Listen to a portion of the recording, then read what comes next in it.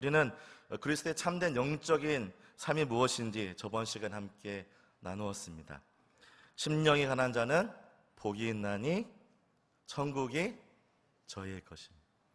주님이 아니면 안 된다고 고백하며 살아가는 성도들에게 하나님은 함께 하셔서 그들의 마음을 다스리고 통치하신다고 말씀을 드렸습니다. 이것이 무엇입니까? 천국입니다.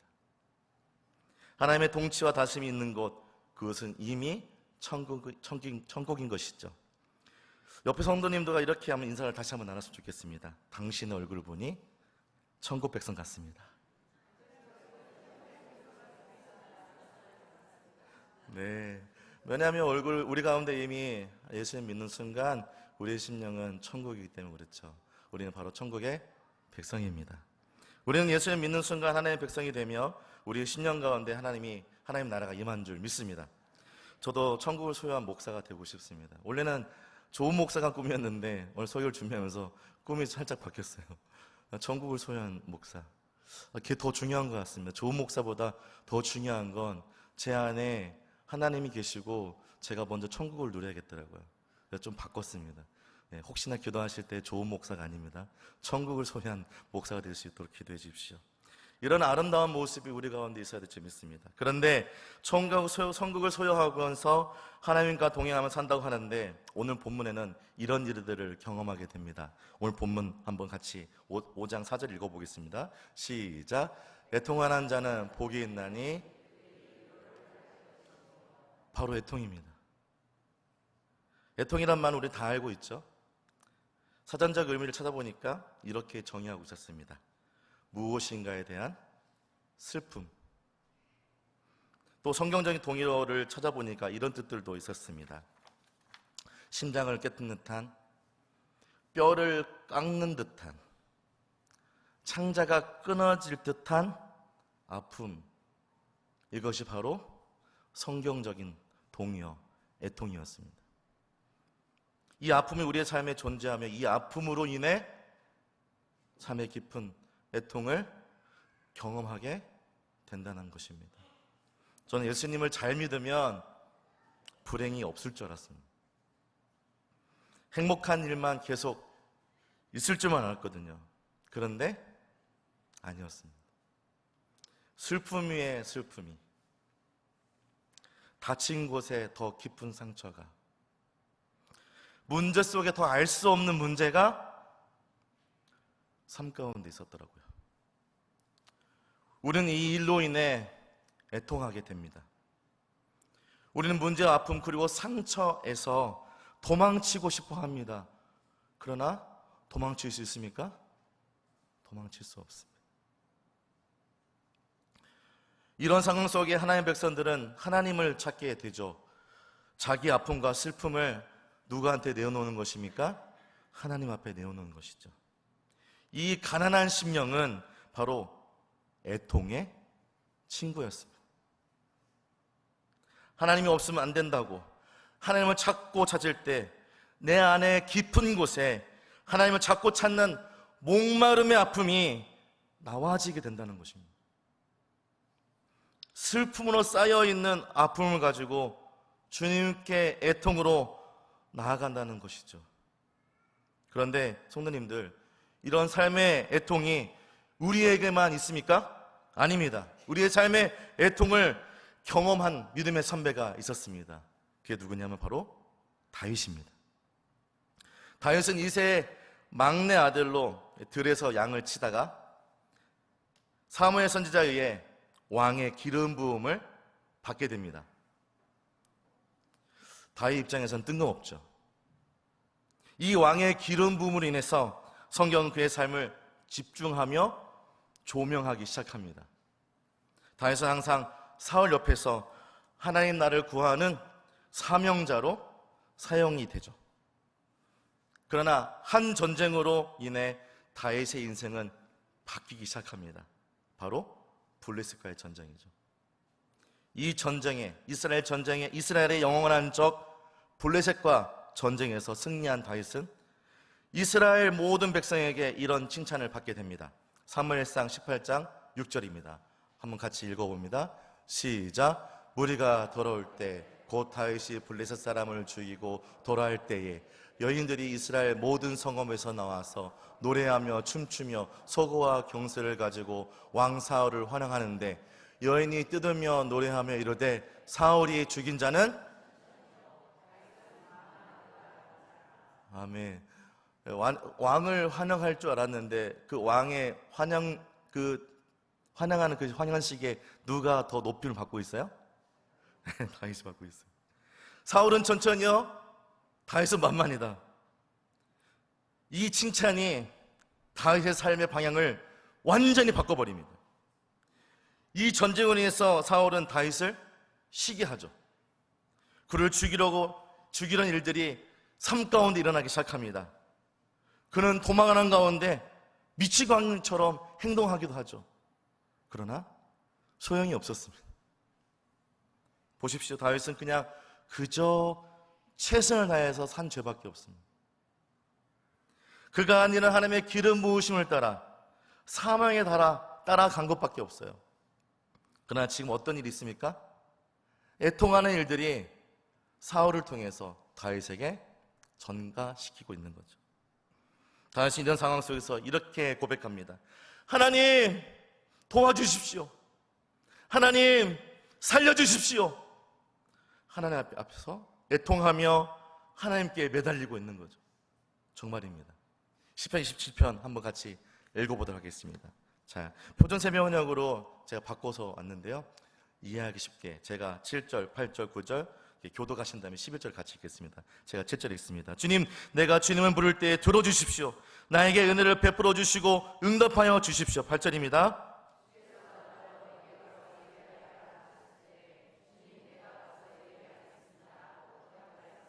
주의 얼굴을 숨기지 말아 주십시오. 주의 종에게 노하지 마십시오. 나를 물리치지 말아 주십시오. 나를 버리지 마시고 포기하지 말아 주십시오. 주님은 나를 구원하신 하나님이십니다. 같이요. 주님, 주의 길을 나에게 가르쳐 주십시오. 원수들이 지키고 있으니 나를 안전한 길로. 그의 애통이 느껴지지 않습니까? 열심히 살았는데, 정말 하나님의 사명 따라 최선을 다해 살아갔는데 너무나 힘든 일이 있는 거예요. 성경은 다윗이 하나님을 자기의 왕, 그의 왕으로 모시며 하나님과 동행하며 살고 있음을 보여주고 있습니다. 완벽한 가난한 심령으로 하나님의 다스림을 받은 채 다윗은 살아가고 있는 거죠. 그러나 애통도 함께 경험하고 있는 다윗도 보여주고 있습니다. 그런 그가 애통 가운데 하나님을 바라보며 나가 큰 소리로 고백하고 있는 거죠. 나를 살아계신 하나님 앞에 나의 애통을 드리며 기도와 찬양으로 나아가고 있는 것입니다. 자, 보십시오. 다윗은 힘이 없던 사람입니까? 아닙니다. 용장이었어요. 용맹이 없었습니까? 아닙니다. 이미 어렸을 때부터 용맹하다고 칭찬받은, 인정받은 사람이었습니다. 칭찬이면 칭찬, 모든 것을 다 가진 자였어요. 애통할 필요가 없는 삶이었습니다. 더 나아가 사울을 없앨 수 있는 힘과 기회를 가지고도 있었습니다. 그것이 바로 사무엘상 24장 1절과 15절에 보시면 나오는데, 사울이 엔기대 동굴에서 용변을 보고 있을 때 다윗이 사울을 살려준 사건입니다. 어쩌면 사울은 다윗의 애통을 주었던 원흉이었습니다. 그 원흉이 어디 있어요? 바로 눈앞에 있어요. 바로 눈앞에 있어요. 사랑하는 성도님들, 여러분 성도님들 삶 가운데 원수가 앞에 있어요. 나에게 아픔을 주는 사람이 있어요. 어떻게 하고 싶습니까? 때려 죽인다고요? 저는 때려 죽일 것 같아요. 네, 목사인데 이런 말 하면 안 되는데. 화가 날 것 같습니다. 분노가 있잖아요. 부하들도 난립니다. 죽이라고 난리예요. 세상 사람들은 힘들이지 않는 것이 가장 효과적인 방법이라고 이야기합니다. 지금이 굿 찬스, 눈앞에 조로의 찬스가 있는 거죠. 그러나 다윗은 이 애통의 온흉을 누구한테 맡깁니까? 하나님께 맡깁니다. 그는 하나님을 향해 애통함으로 그저 하나님만 바라보며 그가 하는 것은 그저 기도와 찬양뿐이었던 것이죠. 바보 같죠? 세상산에 보호할 때 기도와 찬양은 애통하는 사람들에게 아무 영향을 주지 않을 거라고 얘기하기도 합니다. 기도가 무슨 힘이 있어? 찬양이 무슨 그냥 노래지. 그것이 무슨 힘이 되겠어? 이렇게 말할 수 있죠. 그런데 애통하는 다윗은 기도와 찬양을 통해서 어떤 일을 경험합니까? 한번 따라하겠습니다. 위로를 경험한다. 위로를 경험합니다. 오늘 시편 57편 1절과 4절 한번 읽어보겠습니다. 한번 읽어볼까요? 시작.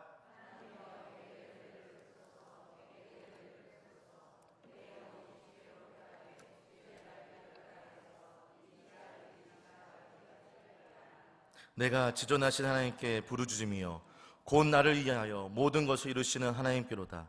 그가 하늘에서 보내사 나를 삼키려는 자의 비방에서 나를 구원하실지라. 셀라.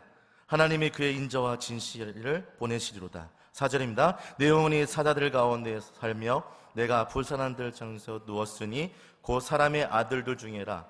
그들의 이는 창과 화살이요 그들의 혀는 날카로운 칼 같도다. 4절에 보면 무시무시한 자들이 나오죠. 어떤 사람입니까? 사자들 가운데 있는 것처럼 이렇게 공포에 쌓여있는, 또 불사르는 자들, 그런 사람들 중에서 있고, 또 그들의 이는 어떻습니까? 창과 화살, 또 혀는 날카로운 칼로 되어 있습니다.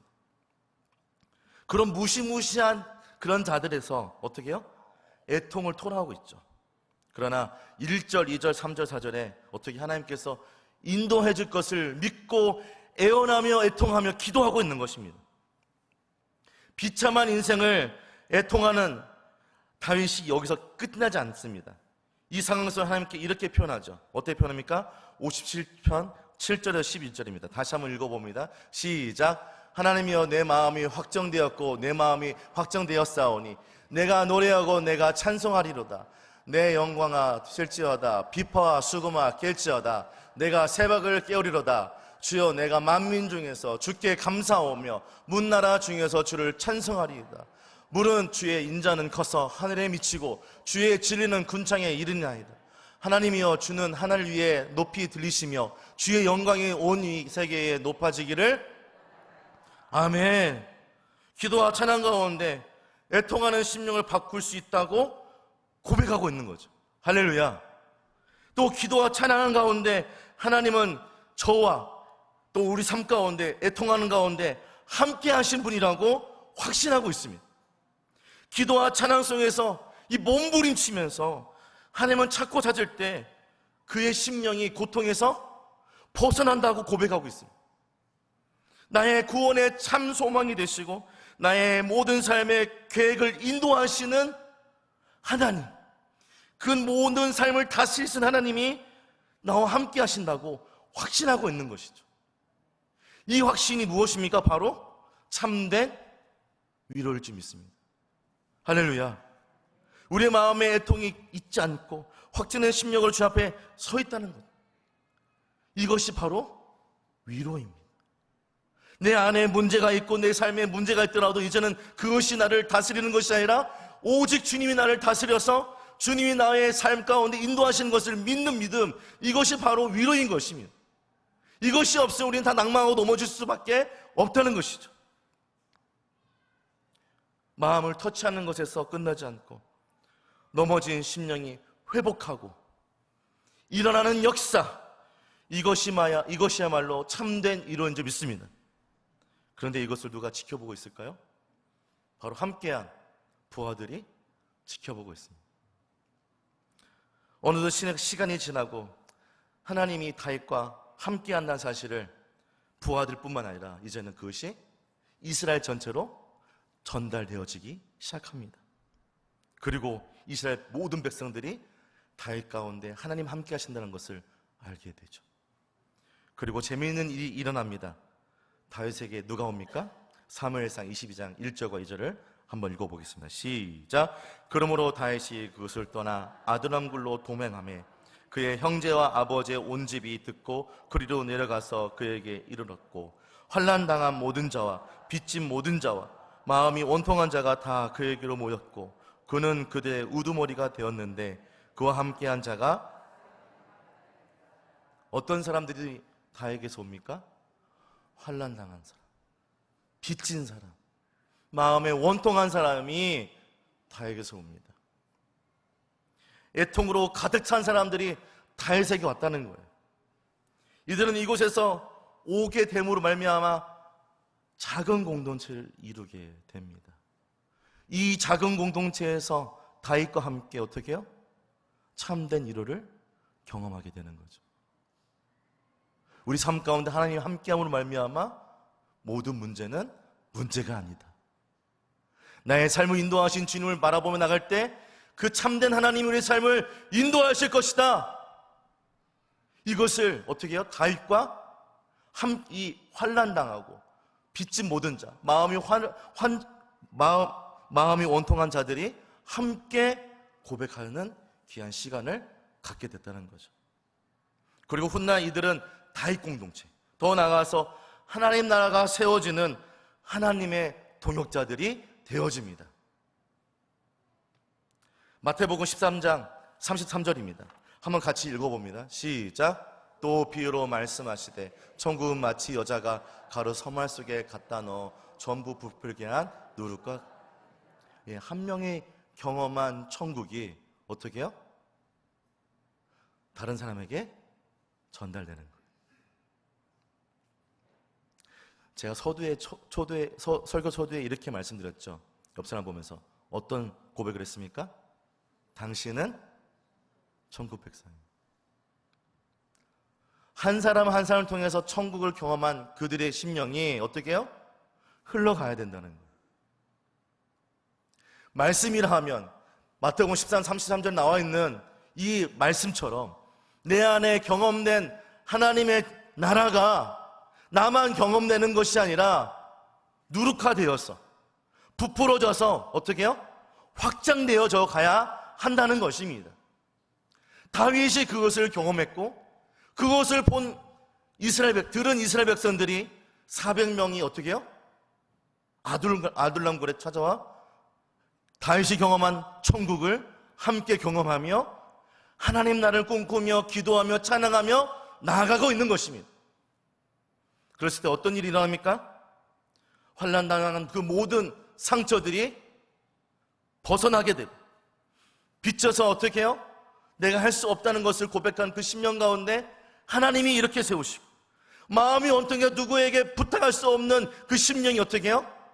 다시 한번 주 앞에 부참비 반대는 그 하나님 나라를 경험하게 된다는 것입니다. 이것을 믿으십니까? 우리가 이렇게 되지 못한 것에 대해서 우리는 애통해야 됩니다. 혹시 우리 마음 가운데 천국이 임하지 못한 그런 심령이 있다면 애통해야 됩니다. 주님, 우리가 할 수 있다고 자만하게 여겼던 나의 심령을 다 내려놓고 주님 앞에 나아갑니다. 주님, 나를 불쌍히 여겨주시고 주님, 나를 붙잡아 주시옵소서. 이런 애통이 우리 가운데 있기를 소망합니다. 애통해 나갈 때 하나님 나라가 우리를 회복시키고 나아가 가족과 직장과 사업장에 연약한 우리 사랑하는 모든 사람들이 주님 앞에 돌아오는 역사, 또 하나님이 함께 하신다는 역사를 경험하게 될 줄 믿습니다. 하나님 나라를 시작하는 그 시작점, 누구로부터 시작됩니까? 바로 우리로부터 시작이 됩니다. 그 시작점, 다 같이 그 시작이 되는 귀한 시간 되기를 축복합니다. 마태복음 5장 4절 한번 읽어보고 마치도록 하겠습니다. 마태복음 5장 4절입니다. 마음에 한번 새긴다는 생각으로 한번 같이 읽어보시죠. 시작.